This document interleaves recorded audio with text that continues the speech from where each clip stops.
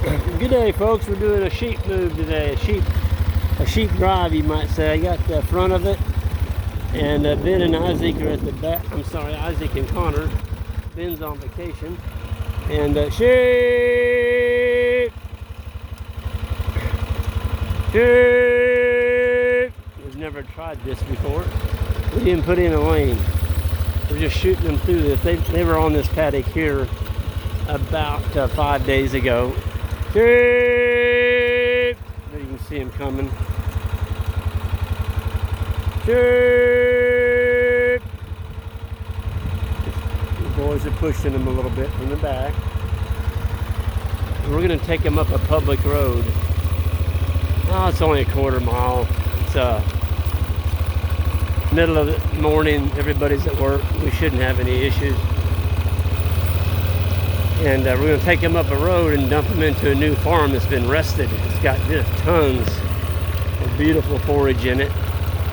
And this won't get grazed again until the cattle come through here in about, well, it's going to be 60 days. So we got a ton of good feed left to grow back. Sheep! The guard dogs are the ones you got to get to follow you. And here they come down the ridge. Sheep! Oh yeah. And I better get going. When they get to this road, I need to have the gate open and the ribbon tied. So I'm going to forewarn you. I've got to...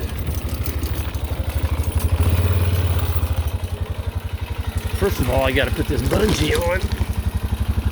That's my bad. I forgot to do that. There we go. Sheep! We're really happy about our wild dog. We have a male dog in here that got...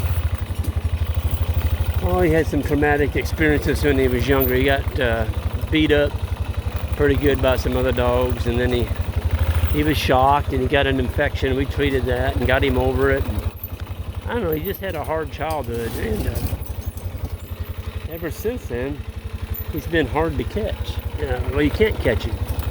You can catch him in the corral, but that's it. But this morning, and well, just the last couple weeks, he's really softened up some, and we're excited about that. So he's coming in closer. Here we go. So I'm going to set the phone down. I got to tie that ribbon across.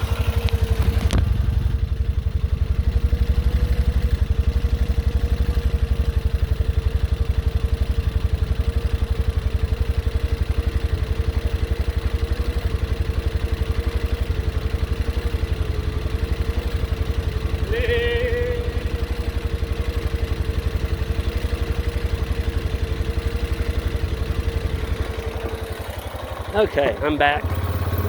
I'll pull up in here. See, there's our wire across the road. I got it pulled tight. Here come the sheep. Sheep! See, I stopped the flow when I stopped right there. If I'd had that gate open, which I couldn't have because we could have had a vehicle coming. Sheep! The boys will have to put a little pressure on them. Sheep! There's old big boy. Hey, big boy. How you doing, buddy? What a wonderful dog. Here comes the lady. She's the monarch. She's the alpha. She just doesn't take any guff off anybody. And there's the wild dog in the middle, right there. Sheep! So this is all ewe lambs, and all the rams have been taken out.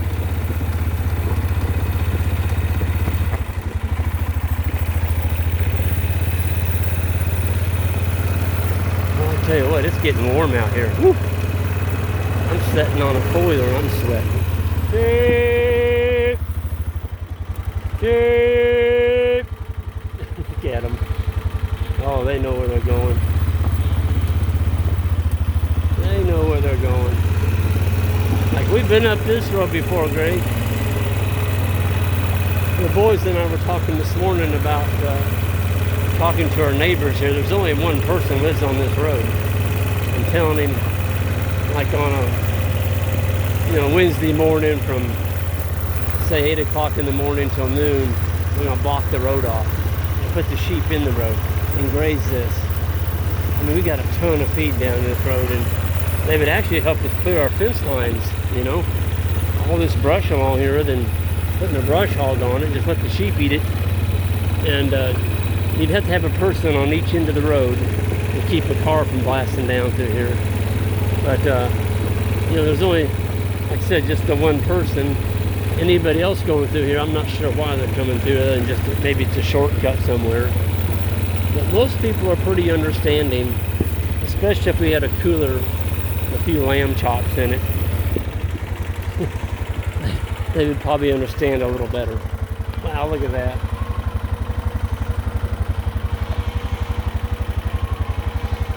Dirt! The dogs are in it. There's one young dog back there with the boys. 4 here in the front. We got 2 puppies in training. I better get here to the top of this hill just to make sure nobody's coming.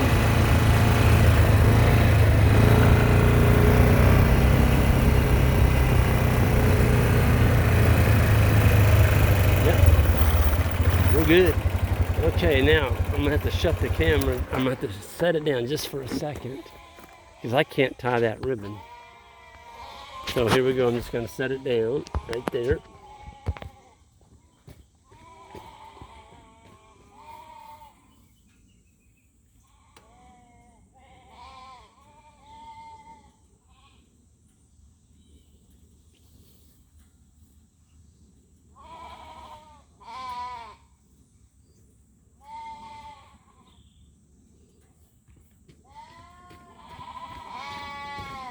Hey.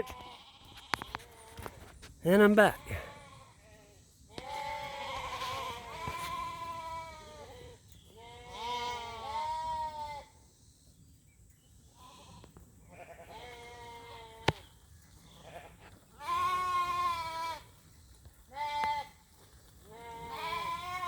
Going into their paddock. You know what? I think I flipped your... Hold on, folks. I'm going to flip you upside down here. There we go. I knew it didn't look right. I tell you, the sheep move so good. So those are all ewe lambs. And there's no withers. All the withers were put back into the ram flock, which is on our ram farm, the new one.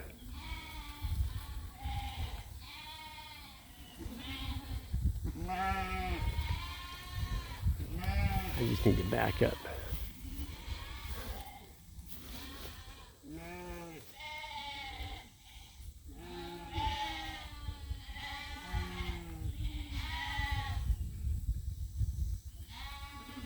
Got a young pup back there that's, he's not real sure. He hadn't made this drive before. Man, look at the sheep out there. Wow. That is called harvesting solar energy. Harvesting solar energy. That's what we're doing.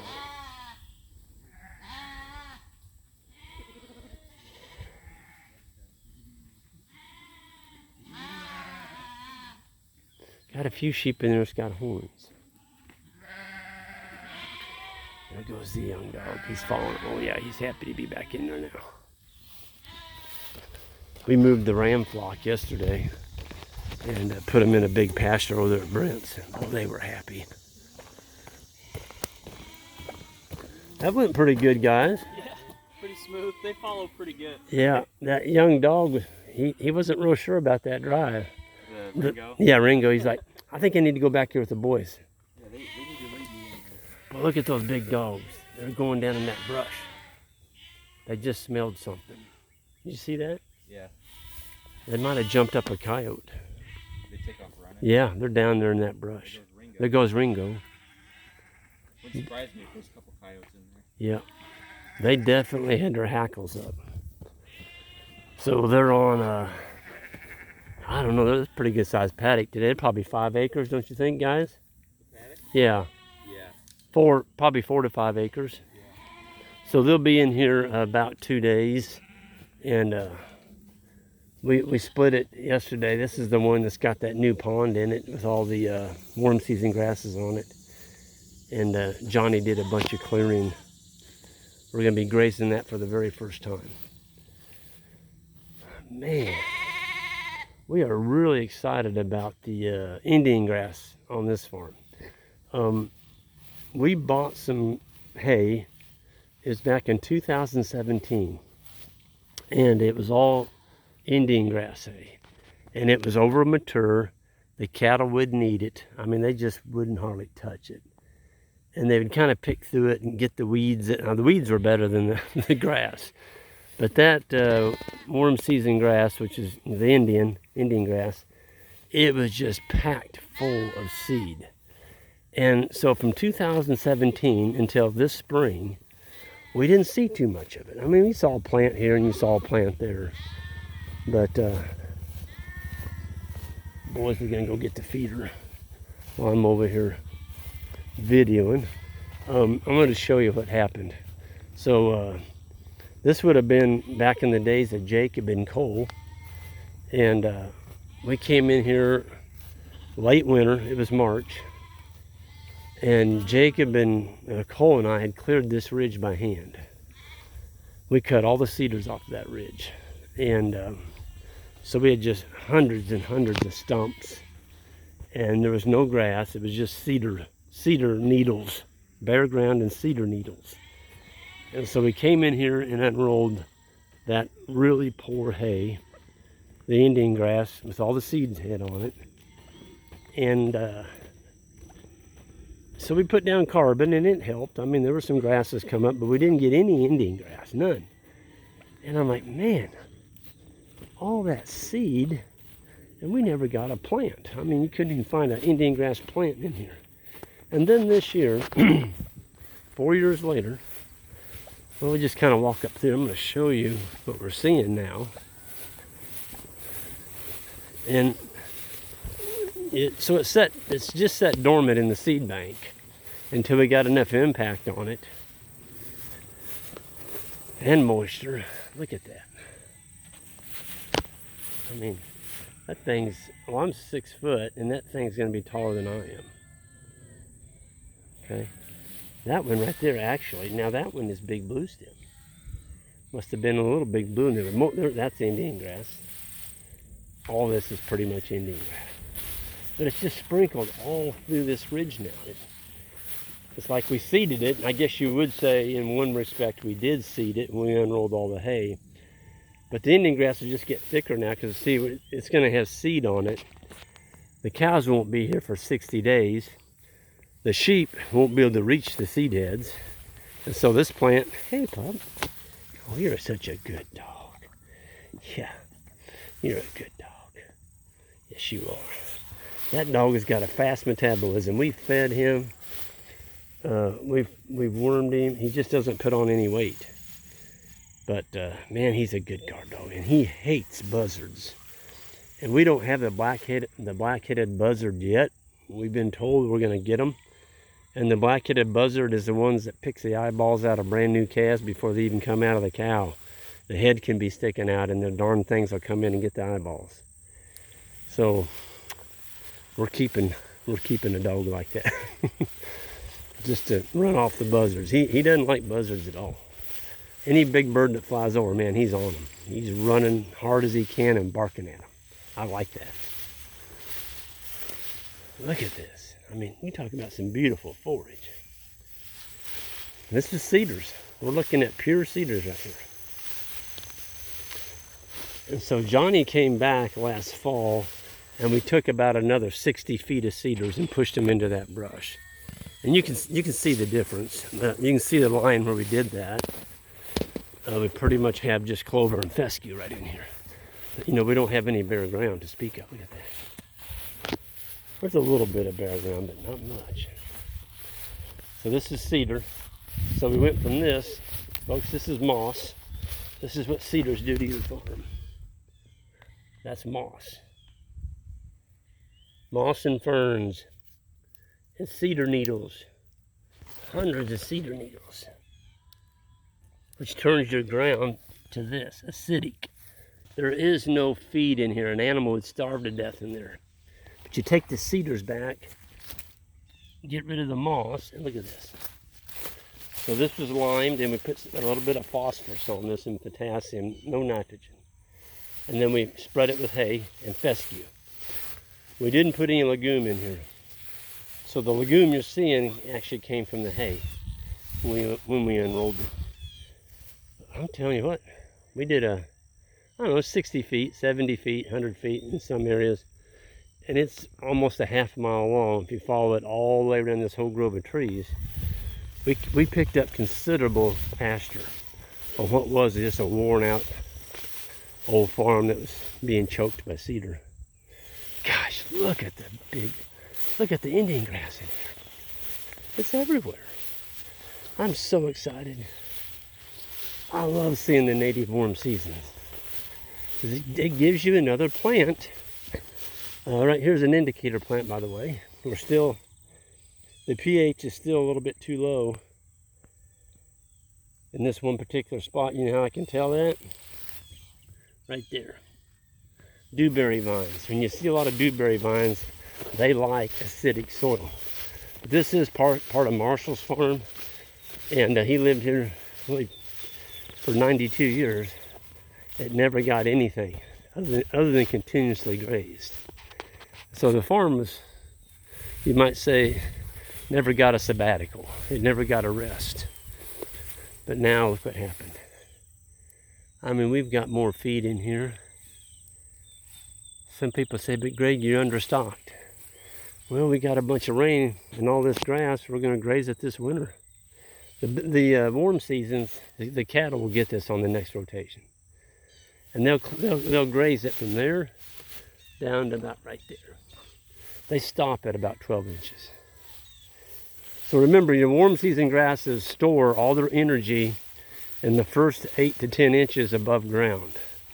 If you graze it off lower than 8 to 10 inches, you're weakening your stand of native grasses. Don't do that. Golly.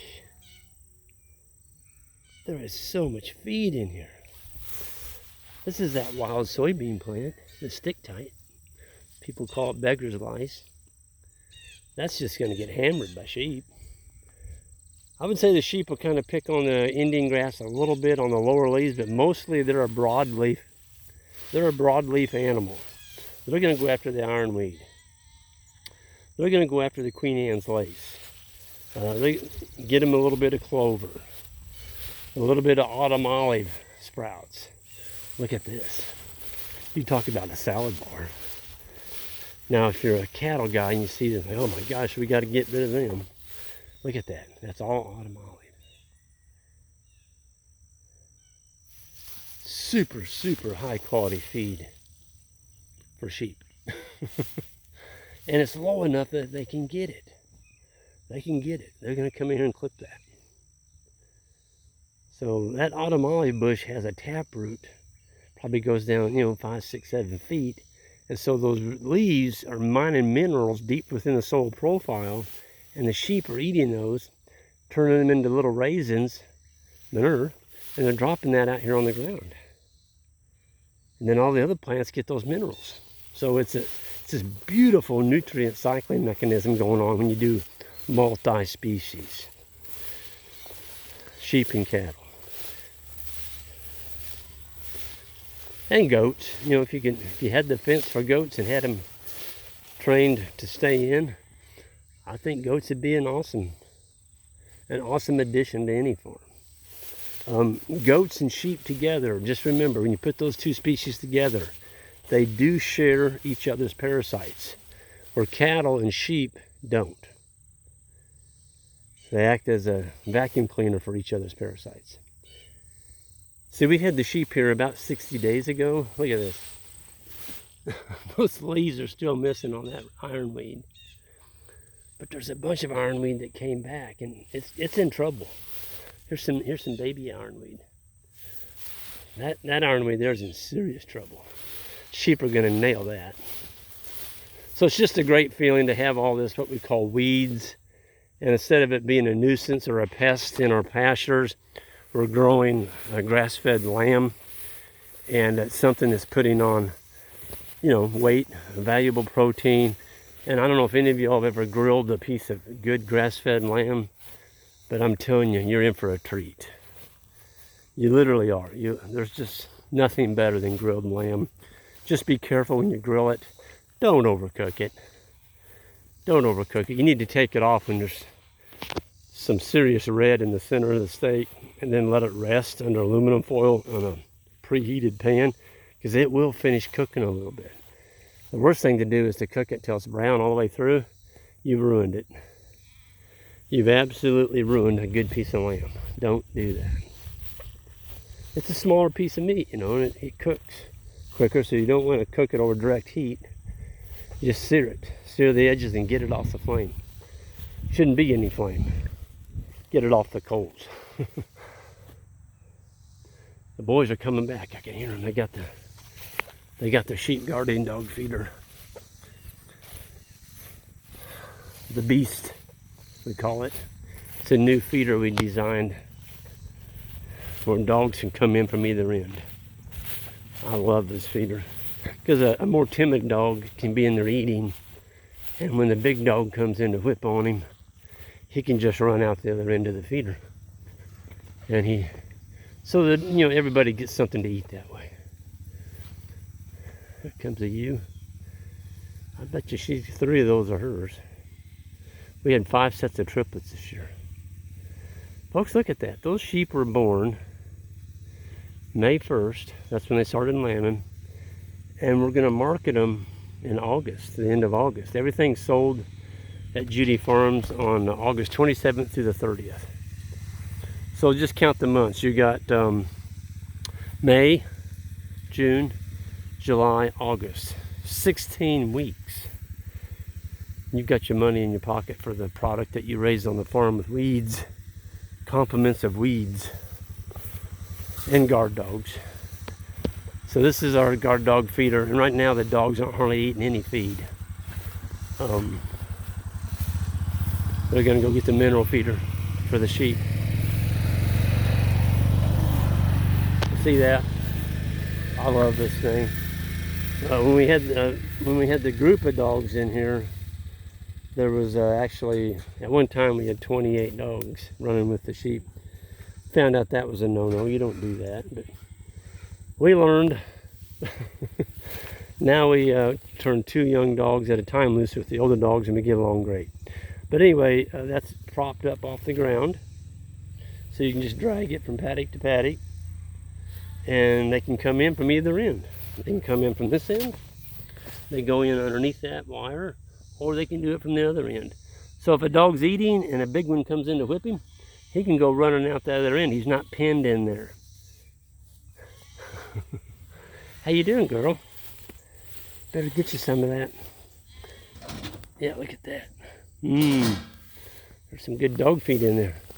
The dogs just, when it's hot, they just don't eat as much. I'd say their diet goes down, oh shoot, when it's hot, I bet it's 75% less. We just don't hardly ever add any. I mean, you add some, but. So when you're in the summertime, folks, I'll give you a tip. If you've got one dog, don't put out much more than, say, 5 to 10 pounds at a time in that feeder. Because what'll happen is that feed will get stale, and then the ants come in. You need that dog feed moving out of that feeder. You don't want it in there very long. The longer it's in there, it's just like eating a stale pack of potato chips.